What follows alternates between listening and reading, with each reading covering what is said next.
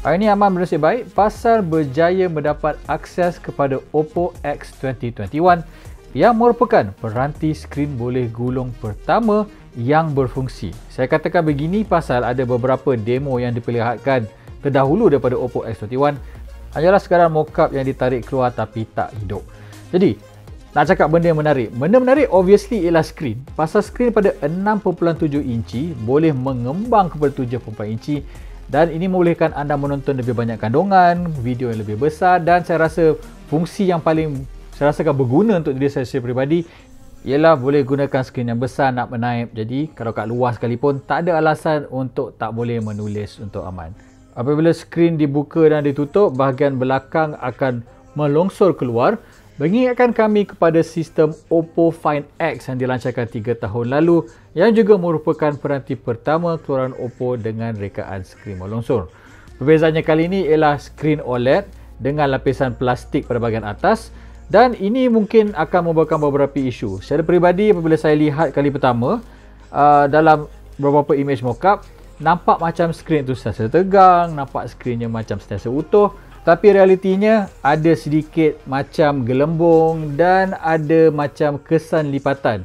Jadi di depan mata ianya tidak secantik seperti yang saya harapkan dan juga keterangan skrin juga kurang memuaskan. Dan ini sebenarnya bukanlah sesuatu yang mengejutkan kerana ianya masih lagi sekadar sebuah prototype dan dia memang mengingatkan saya kepada Samsung Galaxy Fold yang banyak orang kata skrinnya tidak secantik seperti yang disangka. Tapi kita tahu dalam masa 1 tahun saja dengan berkat R&D dilakukan oleh Samsung, Galaxy Z Fold 2 menyelesaikan semua isu-isu yang wujud pada peranti generasi yang pertama. Bagi yang tertanya macam mana nak buka peranti boleh gulung ni, jadi depan mata mereka hanya menunjukkan satu cara saja iaitu meletakkan jari pada bahagian bingkai sisi, tatarkan daripada kiri ke kanan atau kanan ke kiri dan skrin akan tergulung keluar dan ke dalam masa sekitar 3 saat. Tapi sebenarnya ada satu lagi cara yang tak ditunjukkan iaitu dengan double tap. Apabila 2 tap pada sisi, perkara yang sama juga berlaku.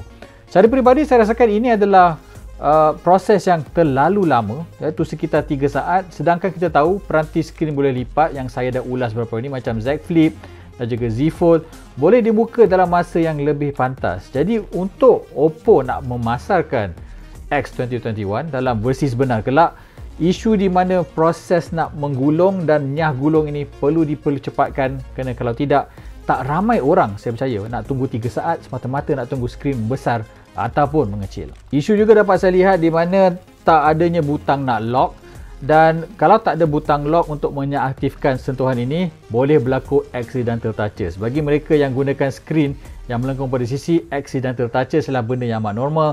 Dan bayangkanlah macam mana boleh kesipuan berlaku. Katakanlah anda letak phone ni dalam poket, kemudian dia terdetek anda double tap dan benda tu membesar.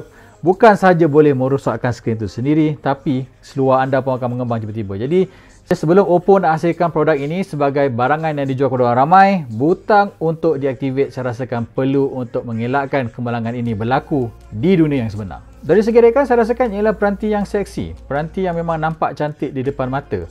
Jadi biasanya peranti prototype nampak tak ada polish, tapi saya nak bagi pujian kepada Oppo pasal even though ia masih lagi sebagai peranti konsep, nampak polish, nampak seperti the real thing yang dah bersedia untuk dipasarkan. Saya ingin bercakap pasal spesifikasi, tapi malangnya sampai sekarang ianya masih lagi misteri. Yang kita tahu hanyalah skrin macam saya katakan tadi dan juga kamera 48 megapiksel dipadankan dengan 2 kamera TOF. Menurut Oppo, mereka membayangkan masa hadapan bahawa realiti maya dan realiti terimbun akan menjadi lebih penting dan Oppo X 2021 akan menjadi peranti yang boleh menyokong teknologi realiti terimbun. Jadi setakat itu saja pandang pertama saya untuk Oppo X 2021. Sekarang kita tahu kenapa ia masih lagi prototype pasal masih lagi memerlukan banyak polish dari segi perisian dan juga ciri.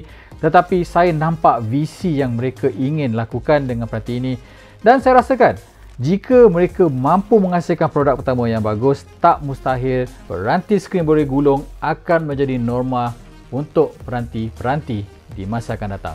Saya Fiz Harudin, jumpa lagi anda di segmen seterusnya. Jangan lupa untuk like dan subscribe. Bye-bye.